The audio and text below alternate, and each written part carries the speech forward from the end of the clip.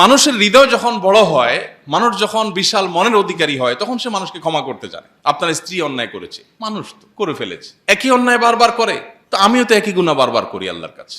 আমি যদি তাকে মাফ করি, আল্লাহ আমাকে মাফ করবেন। এখন প্রশ্ন হলো, বারবার মাফ করলে সে তো সংশোধন হবে না, কি হবে?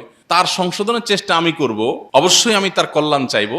আমি কি নিজের কল্যাণ আগে চাইবো না পরের কল্যাণ আগে চাইবো? নিজেরটা। তো ক্ষমা করলে তো আমার লাভ। ক্ষমা করলে যদি সে সংশোধন না হয়, তাহলে সেক্ষেত্রে তার ক্ষতি, কিন্তু ক্ষমা করলে তো লাভ আমার। আমি তো আমার লাভের চিন্তা আগে করবো। আমরা বিভিন্ন সময় আঘাতপ্রাপ্ত হই, মনোবেদনায় ভুগি, অনেক মনে কষ্টের মুখোমুখি আমরা হই।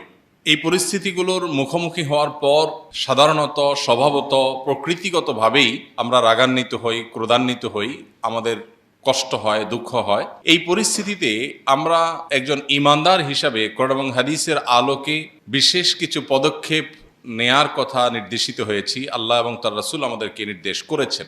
সেই নির্দেশনাগুলোর মধ্য থেকে অন্যতম একটা নির্দেশনা হলো, আমরা যদি কারোর দ্বারায় কষ্ট পাই, আঘাতপ্রাপ্ত হই, তাহলে তাকে ক্ষমা করে দেওয়া। এটা এমন একটা গুণ যে পুরো কোরআন জুড়ে আল্লাহ তাআলা ক্ষমাশীলতাকে যারা পছন্দ করেন তাদের প্রশংসা করেছেন। আর আল্লাহ রাব্বুল আলামিনের যে সমস্ত তার শানের সাথে সামঞ্জস্যপূর্ণ যে সমস্ত গুণাবলী আছে, এর মধ্যে অন্যতম একটা হলো তিনি আল আফু, তিনি ক্ষমাশীল, তিনি সবাইকে ক্ষমা করতে পছন্দ করেন। হ্যাঁ, ক্রাইটেরিয়া দেওয়া আছে। এমন কোনো পাপ পৃথিবীতে রাখেননি আল্লাহ তাআলা যে পাপ করে পৃথিবীতে মাপ চাইলে আল্লাহ মাফ করবেন না, এমন একটা পাপও রাখেননি। আমরা একটি আয়াতের ব্যাখ্যায় অনেকে বিভ্রান্তিতে পড়ে যাই বা ভুল বুঝি। সেটা হলো, আল্লাহ তাআলা বলেছেন, ইন্নাল্লাহা লা ইয়াগফিরু আন ইউশরাকা বিহি, আল্লাহর সঙ্গে শিরক করা হলে আল্লাহ সেটা মাফ করবেন না। ওয়া ইয়াগফিরু মা দুনা যালিকা লিমান ইয়াশা, শিরকের চাইতে সাধারণ বা শিরকের চাইতে কম মাত্রার যত অপরাধ আছে সেগুলো আল্লাহ যাকে ইচ্ছা তাকে মাফ করবেন। এই আয়াতের ব্যাখ্যা আমরা অনেকে মনে করি যে শিরক এটা অমার্জনীয় অপরাধ। শিরক অমার্জনীয় অপরাধ। শর্ত হলো, জীবদ্দশায় যদি মানুষ শিরকের গুনাহ থেকে আল্লাহর কাছে মাফ চায়, আল্লাহ সেটাও মাফ করে দেন। সাহাবীদের অনেকে যারা একসময় মুশরিক ছিলেন, পরে তারা ইসলামে এসেছেন, আল্লাহ মাফ করেন নাই? হ্যাঁ, এই আয়াতের অর্থ হলো, শিরকের অপরাধের দায় নিয়ে যদি কেউ মারা যায়, কিয়ামতে আল্লাহ তাকে মাফ করবেন না। সেটা আল্লাহ চূড়ান্ত ঘোষণা দিয়ে দিয়েছেন, সেটা অমোঘ বিধান, অপরিবর্তনীয়। কিন্তু এই আয়াতের অর্থ এটা না যে জীবদ্দশায় মাফ হবে না।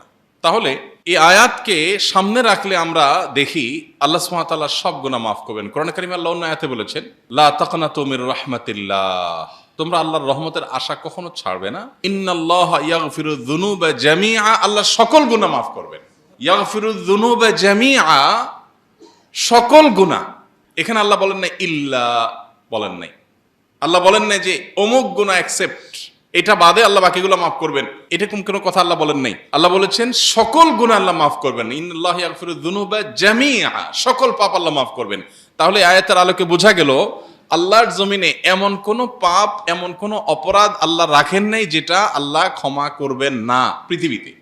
হ্যাঁ, কিয়ামতে আল্লাহ তাআলা শিরকের গুনাহ মাফ করবেন না, বাকিগুলো মাফ করবেন। তো আয়াত থেকে আমরা পরিষ্কার ধারণা পাই যে আল্লাহ তাআলা ক্ষমাশীলতাকে কত পছন্দ করেন, যে সবগুলো আল্লাহ মাফ করবেন। মানুষ হিসাবে কেউ যখন আমাদের প্রতি অবিচার করে, জুলুম করে, কষ্ট দেয়, আঘাত দেয় আমাদেরকে, আমাদের কোনো হক বা অধিকার নষ্ট করে, আমরা রাগান্বিত হই।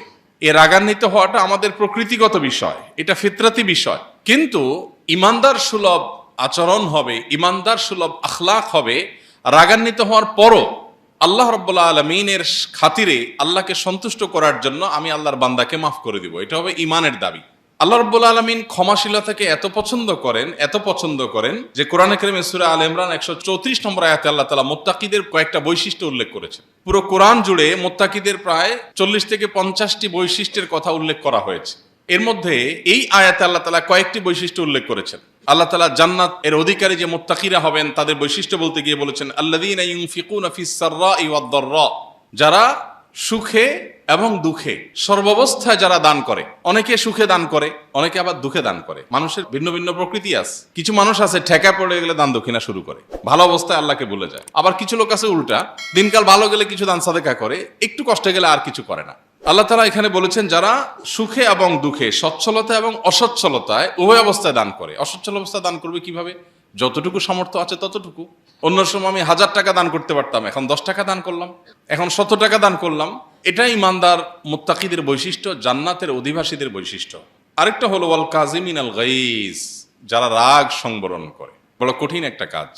যারা রাগ সংবরণ করতে পারে, ক্রোধ নিয়ন্ত্রণ করতে পারে, এই মানুষ পাওয়া বড় কঠিন হয়ে গেছে। এখন প্রত্যেকটা মানুষের স্বভাবই হলো ভয়ঙ্কর রকমের। বিশেষ করে আমাদের যে লাইফস্টাইল, আমাদের যে খাদ্যাভ্যাস, আমাদের যে সুন্নাহ পরিপন্থী পদ্ধতি এবং সিস্টেমের মধ্যে আমরা প্রবেশ করে গেছি, এর ফলশ্রুতিতে আমরা ক্রেজি হয়ে উঠছি। আমি একটা কথা প্রায় বলার চেষ্টা করি, আমরা আমাদের শৈশবে যে সমস্ত বাচ্চা কাচ্চা দেখেছি, আমাদের চাইতে আরো যারা সিনিয়র আছেন, আপনারা আপনাদের শৈশবে যে সমস্ত বাচ্চা কাচ্চা দেখেছেন, ছোট ছোট শিশুদেরকে দেখেছেন, আপনি একটু যদি মেলাবার চেষ্টা করেন এখনকার শিশুদের সাথে তখনকার শিশুদের, একটা মৌলিক পার্থক্যের জায়গা হলো এখনকার শিশুরা সবই প্রায় ক্রেজি। শিশু তো শিশু, সে তো বুঝে না, তার তো কোনো দোষ নাই, আমি শিশুকে দোষ দিচ্ছি না। আমি বলছি আমাদের লাইফস্টাইলের ফল আমাদের ব্যক্তি জীবনে বিভিন্নভাবে পড়ে, শিশুর মধ্যেও সেটা পড়েছে। এর ফলশ্রুতিতে আমরা বেশিরভাগ মানসিক ক্রোধান্বিত, ক্রেজি, বদমেজাজ, রাগী। আবার অনেকে আছেন নিজের বদমেজাজ বা ক্রোধ বা নিয়ন্ত্রণহীন রাগ, এটা নিয়ে তিনি খুব প্রাউড করেন, খুব গর্ব করেন, ভাবসাব এমনভাবে জাহির করেন যে ভাই আমি উল্টাপাল্টা দেখতে পারি না, আমার মাথা ঠিক থাকে না উল্টাপাল্টা দেখতে, মানে আমি এত নীতিবান, এত আদর্শবান মানুষ যে আমি কোনো উল্টাপাল্টা সহ্য করি না, বাট নিজে অনেক আকাম করি। এই উল্টাপাল্টা দেখলে মাথা ঠিক থাকে না, সেটা হলো কার উল্টাপাল্টা?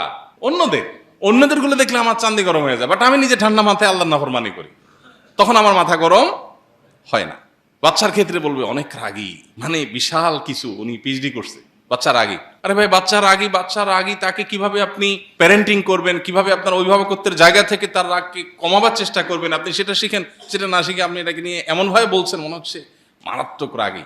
আর চুপচাপ একটু ভদ্র কিসিম হলে বলেন মনে হয় মেধা টেধা কম মনে হয়, একটু বোকাশোকা মনে হয়। তো আল্লাহ তাআলা বলেছেন ওয়াল কাযিমিন আল গাইজ, যারা রাগকে সংবরণ করে।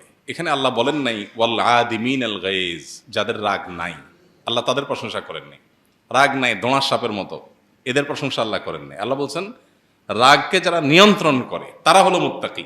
তার মানে রাগ থাকবে, কিন্তু যেখানে যতটুকু দরকার সেখানে ততটুকুর প্রয়োগ হবে, এটা হলো নিয়ন্ত্রিত রাগ। কোনো জায়গায় যদি মনে হয় আমি এই মুহূর্তে রাগের প্রকাশ ঘটাতে গেলে আমি নিজেকে নিয়ন্ত্রণে রাখতে পারবো না, পরে আমি আবার সরি বলার মতো পজিশনে যেতে হবে, যদি এরকম হয় তো এই আয়াতের নির্দেশনা হলো তাহলে আমি নিজেকে রাগটাকে আটকে রাখবো। ঠিক আছে, রাগটা আমি একটু পরে করবো। ধরেন একজনের সাথে আপনার ঝগড়া করার মতো একটা সিচুয়েশন তৈরি হলো, প্রচন্ড রকমের মেজাজ গরম হওয়ার মতো একটা কাজ করে বসছে, ধরেন বাসার ওয়াইফের সাথেই হলো। এখন চান্দি যখন গরম হয়ে গেছে, আপনি এখনই যদি তাকে বিষয়ে বলতে যান তাহলে যা বলা দরকার তার চেয়ে হয়তো বাড়িয়ে বলে ফেলবেন, সীমা লঙ্ঘন করবেন। এরপর একটা সময় আপনারই খারাপ মন লাগবে, না বেশি বলা হয়ে গেছে। তাহলে আপনি এখানে প্ল্যান করেন, আপনি স্ত্রীকে বলেন যে তোমার এই বিষয়টা তোমার ভালো লাগে না, এটা নিয়ে তোমার সাথে আমার একটু ঝগড়া আছে, ঝগড়াটা আমরা দুপুর 3টার পরে করবো ইনশাআল্লাহ। 2 ঘন্টা 3 ঘন্টার গ্যাপ দিয়ে একটা টাইম ঘোষণা দেন, মানে বলে কয়ে যুদ্ধ যেটাকে বলে আর কি, কোনো ওই চোরাগুপ্তা হামলা না, বলে কই ঠিক আছে 3টার পরে আমরা 10 মিনিটের ডিউরেশনের ঝগড়া হবে, 3টা থেকে 3টা 10 পর্যন্ত তুমি প্রস্তুত থেকো।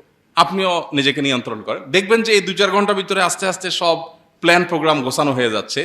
অনেক কিছু যোগ বিয়োগ করার পর দেখবেন যে সবকিছু অনেক কিছু মিনিমাইজ হয়ে গেছে, হয়তো অল্প স্বল্প কিছু রয়ে গেছে, সেগুলো 2-4-5 ঘন্টা পরে বললে দেখবেন যে খুব স্বাভাবিকভাবে সুন্দরভাবে গোছায় আপনি বলতে পারছেন প্ল্যান করে। আর যদি বলেন না রাগ উঠছে এখন এটা বিহিত করে ছাড়বো, অফিস টফিস পরে, রাগ আজকে অফিস এই ফেলা খাবো না, আগে রাগ করে ঝগড়া করে নি, তাহলে দেখবেন যে সরি বলা লাগছে। আল্লাহ রাব্বুল আলামিন এর জন্য বলেছেন ওয়াল কাযিমিন আল গাইজ, যারা রাগকে কন্ট্রোল করে। কন্ট্রোল করার মানে কি? ধরে রাখে, যখন ছাড়া দরকার তখন ছাড়ে, যতটুকু ছাড়া দরকার ততটুকু ছাড়ে। এরা কখনো লজ্জিত হতে হয় না, অনুতপ্ত হতে হয় না, এবং এই রাগ মানুষকে সংশোধন করে। আর এই যে লাগামহীন রাগ, নিয়ন্ত্রণহীন রাগ, সেটা নিজের চরিত্র নষ্ট করে, নিজের মেজাজ নষ্ট করে, আর মানুষের কাছেও তাকে খারাপ করে।